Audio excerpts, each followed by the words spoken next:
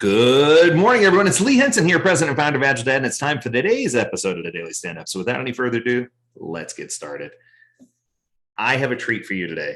Today, I am here as part of the Agile Expert Series with somebody who I consider a dear friend, someone I've known for years, Mr. Ken Rubin. So let me tell you a little bit about Ken real quick. So Ken, in case you didn't know already, if you live under a rock, he's the author of the best-selling Agile book on Amazon, Essential Scrum, and he's also a fellow certified Scrum trainer. He's been doing this for a long time, probably as long as I have, if not longer. Ken, how you been?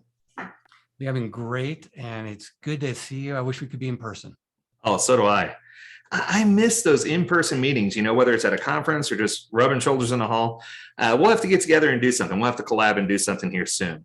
But today, ladies and gentlemen, this is a topic that I've been waiting to talk about. Now, not only am I here with one of my favorite people in the world, but this is one of my favorite topics. This is a topic that's near and dear to my heart as well. So tell us how dependencies are impacting the Agile community right now. I know dependencies are a big deal. I get inquiries all the time, whether it's from leadership about codependent projects or dependent organizations or within team structures. This seems to be something that's really trending right now. So tell me, what impact is dependencies having on Agile organizations, and where do you want to go? I appreciate the question. If you think about agility at scale, because that's really where this problem's coming in, it's been my experience over the past decade at least, that when I watch organizations try to scale with Agile, the thing that always seems to impinge upon their ability to really get there are the dependencies that exist within their environment. So it's really killing their ability to scale. So to me, this is a fundamental aspect of the scaling within an organization. If you're one team working alone, then all of your dependencies are likely intra-team. And when I talk about dependencies, those aren't the ones I'm interested in. Right.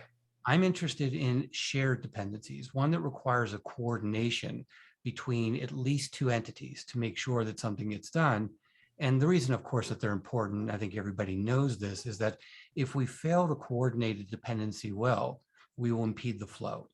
And when we impede the flow, then you start getting huge cost of delays. Like, why can't we get anything out the door?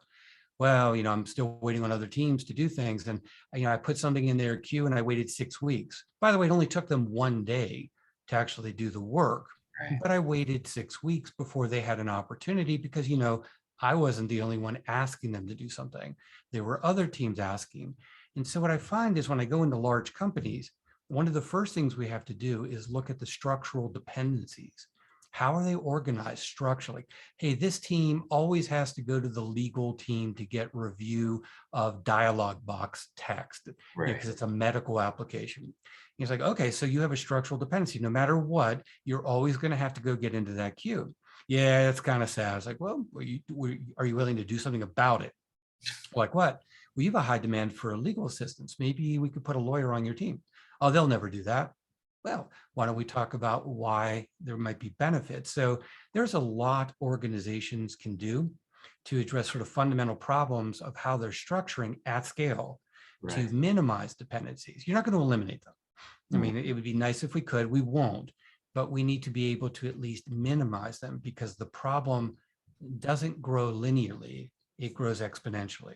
Right. And I think part of it too is when you start talking about, and I love that you took, so I'm going to pull two things out of what you said. The first thing is for years, I've had people ask me in classes, how do I manage and eliminate dependencies? I'm like, you don't eliminate dependencies, you govern or manage dependencies, right? So it's very in line with what you were saying, that especially when you have to be considerate that dependencies don't just come from one place. I love the example that you used where you're in legal. Hey, well, why don't you have a lawyer on a team?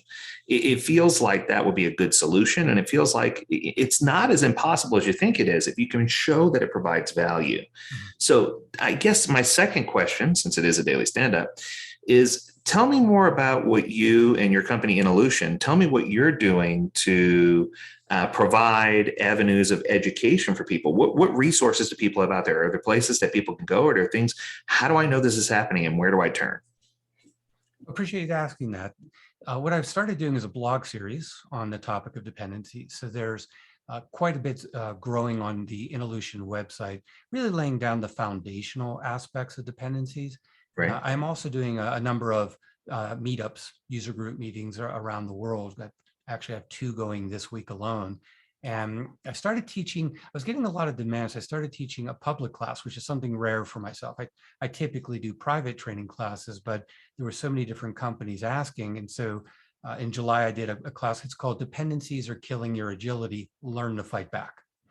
And so in July, I had 54 people sign up for that class because I said, it is the topic that I think is really, people are having to deal with it, and it's causing a lot of problems. So I have another one coming up in September, and I'll probably do one monthly. What I also found is that after I did that class, I got a number of companies saying, oh, we need to do a private session. Right. So now I'm doing full day. I already have 3 full day private classes scheduled just on that topic, where the goal is to go deep into a company's dependencies, like model the structure of their organization, look at what's going on, try to look for improvements, talk about strategies for how to best visualize and manage, coordinate dependencies. So honestly, this is where I'm going to be focusing a lot of my time between now and the end of the year, in addition to typical Scrum classes that we teach. But this is, to me, the real focal point. And that's great. It's awesome. Because I think right now what a lot of people are missing, and I can tell you right now, there's a huge supply and demand issue right now. And let me explain. It feels like when people are coming to me, and they're coming to Agiledad, they're coming to our company, just like they're coming to Involution. When they come in, they want, I need these things, and they give you the laundry list of everything they need. And you're just like, wow, I don't have enough time to just do everything that they need. So I love that you take the opportunity to really dig in and identify, because I think what's the gap that I've been pointing out is that there are a lot of less expensive options out there. There are a lot of, fly by night training companies that put together a simple class. We're going to walk you through a slide deck, and it's just not getting people the education that they need. It's not that deep dive. It's not let's lay out your structure. Let's figure out what's happening in your organization. It's not that private one-on-one attention that they get if they come to a company like Involution. It's not that dedicated piece. And I so appreciate that you provide that, and that you give people that avenue and that opportunity. And, with that, the other thing that you brought up that really triggered in my mind was you talked about scaling. And I think that this is another topic I want to talk about just for a minute. It's one of these things where I see organizations that are trying to lock into one prescriptive scaling method. It doesn't matter which one it is, whether it's disciplined agile delivery or SAFe or less, or, pick your poison. It's just what I'm seeing is that by locking into one, a lot of times they're becoming restrictive. And one of the things that that's doing is it's preventing them from properly engaging and managing not just dependencies, but the workload altogether. I find that they're killing themselves in process and not doing the fundamental things that need to be done. So I guess that leads to my third question. So my third question is, now that I know it's an issue, and now that I know the dependencies is a hot topic, because I've been hearing it every class that I teach, I've been hearing people talk about this. How can managing this, or how can now that I know I can sign up for a class, and now that I know I can have these outlets, what is the first step? If I just feel like my hands are tied, I'm a developer, right? I'm a team member. I work on a marketing team. I work on the facilitation team. I'm part of the group that writes the greeting cards. I do a lot of work with Hallmark. So so what do I do? Where do I start? What is my first step to? So I guess if you had to give a piece of advice to someone who is struggling with managing dependencies, what might be the first 1 or 2 things they could do? Just bullet point 1 or 2 things. What could they do to start taking care of it, to start tackling the problem? I don't want you to give away the whole class, but what might someone expect to learn?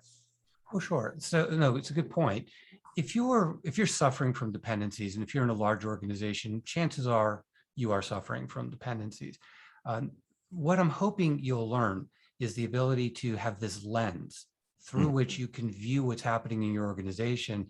And by looking through that lens, say, okay, this is what we're doing. Because part of these webinars I do is a myth busting on dependencies. Mm-hmm. And then usually by the end of the webinar, people are like, yeah, you just described my organization, and we're like doing all those myths. So yes, that sort of lays the foundation. Okay, you're right. These are the problems. I knew we were having them. Now I understand why. Now, what do I do about it? And so the goal is to give people actionable advice. So if you're on a team, keep in mind, structurally, if you're a team member, you can't make the changes at the organizational level. That's leadership is going to have to do that. But that doesn't mean there's nothing you can do if you're on the team. There's plenty that you can do to help better visualize your dependencies. For example, I'll give you something very concrete. I was doing a class a traditional kind of Scrum class, but dependencies always comes up in those classes. And the person said, well, again, the downstream team, when we told them, we're done and we need you to do your part now, they said, well, it's going to be a while before we get to it. And my first comment was, when did you alert them that there was something to do? They go, when we finished our work. I go, is it clear that was the wrong time to have done that? Well, when should we have alerted them? The moment you started your work. To say, we've begun work on thing A. Remember, you guys need to do thing B, and you need to have it done by this date. We're just letting you know we've already started, or we're about to start. And so heads up. So that would be a technique called downstream alerting. And I don't mean alerting when we're done, when they have no ability to adapt to that. It's like, oh, okay, so you need us to get it done now. Well, I wish I'd known that because you're not prioritizing our backlog. Sorry. So those are things that team members can do today that could substantially start to improve at least what I call instantiated dependencies, the dependencies that are live in their environment that they have to work with, whereas senior management tends to deal with structural dependencies like, maybe we should move a legal person onto that team. Yes. The team members probably can't make that happen on their own, but leadership could if they thought it was a good idea. And ladies and gentlemen, that's the reason why Ken Rubin's one of my favorite trainers and coaches on the planet, and the author of one of the best-selling books, Essential Scrum. That advice was priceless. And that's exactly the benefit of people tuning in and listening to people like you. I can't tell you enough how much I appreciate you being here. It's been fun, but 15 minutes flies by. So I appreciate your time. You're awesome. And if you don't have a copy of Essential Scrum, go now, Amazon, buy one. It's available in like 100 different languages. I'm exaggerating, but it's available in a lot of different languages. But 10, okay. So, but it's one of those things where it doesn't matter what walk of life you're in. And I want to make sure I point this out. It doesn't matter if you're a product owner, if you're a Scrum Master. It doesn't matter what your title is. It doesn't matter what your position is. It doesn't matter what your role is. And it doesn't matter what type of organization you're in. A lot of people think, Scrum or Agile is just for software, and that's not true. We find that it's helpful in marketing and finance and legal and entertainment. I mean, you name the industry, it's there, it's present, right? And I hope that if you don't have a copy of this book, that you'll get it, because it really is. And I tell people this, it is the gold standard for what you need to do if you're doing Scrum. So Ken, thanks for your time. I appreciate you.